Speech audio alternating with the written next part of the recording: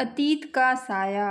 साहब, मैं जेल से छूट तो गई हूँ, पर बाहर निकलकर मैं करूँगी क्या? मेरी बेटी भी अब मुझसे कोई रिश्ता नहीं रखना चाहेगी। जीऊँगी भी तो किसके लिए साहब? आप मुझे यहीं रहने दो ना। हाथ जोड़कर क्रांति ने जेलर से गुजारिश की। 14 साल उम्र कैद की सजा काट चुकी क्रांति का एक जुर्म यही था कि उसने अपने पति की हत्या की थी। अपनी 10 साल की बेटी कुसुम को बिकने से बचाने के लिए उसने अपने पति के सर पर हथौड़ा दे मारा था। क्रांति को उम्र कैद हो गई और कुसुम को एक एनजीओ को सौंप दिया गया। आज क्रांति की रिहाई का दिन है, लेकिन वो अपने काले अतीत की छाया से कुसुम को दूर रखना चाहती है। जेल में भी कभी उसको नहीं बुलवाया मिलने को। उसे कुसुम की पढ़ाई, नौकरी और शादी की खबरें जेल में मिलती रही। शायद इसलिए घबराती थी कि कहीं उसका आज उसकी बेटी का भविष्य न निगल जाए। अपनी बेटी के बारे में सोच ही रही थी कि जेलर ने क्रांति को बुलवाया। क्या हुआ साहब? आपने सरकारी अफसर से मेरी नौकरी की बात कर ली ना? क्रांति, पहले इनसे मिलो। ये हैं कपिल और कुसुम, तुम्हारी बेटी और दामाद। दोनों एक ही जगह काम करते हैं और तुम्हें भूले नहीं हैं, घर ले जाने आए हैं। क्रांति मानो खड़े खड़े मूर्ति बन दोनों को निहारने लगी। आंखें सजल हो मानो आशीर्वाद की बारिश कर रही थी। दोनों को बधाइयाँ ले रही थी। अपने घर चलो माँ, अब सब साथ रहेंगे, कुसुम ने क्रांति का हाथ थामते हुए कहा।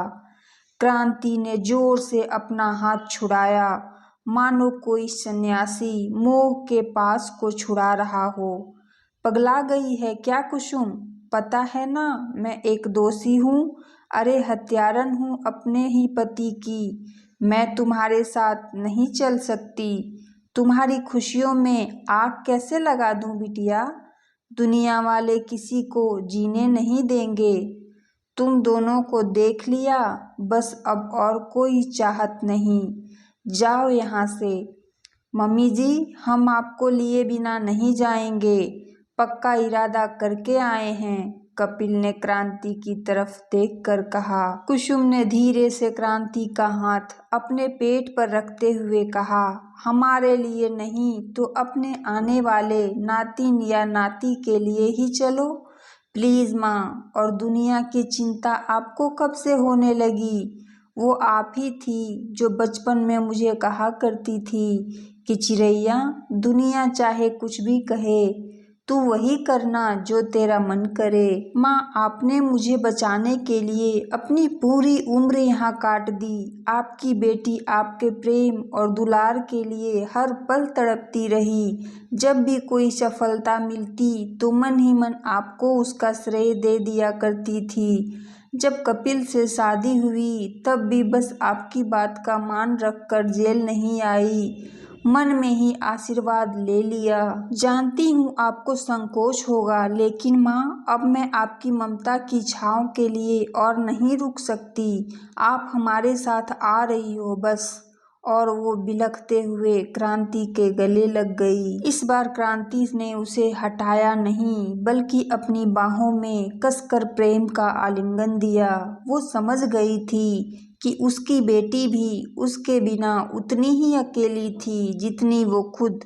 अपने अतीत को अलविदा कह क्रांति जेलर साहब से बोली, जा रही हूँ साहब, पर आपकी सिखाई बातें सदा याद रहेगी। अगर आप लोगों को मेरी स्टोरी पसंद आती हो तो लाइक एंड सब्सक्राइब ज़रूर कीजिएगा प्लीज़।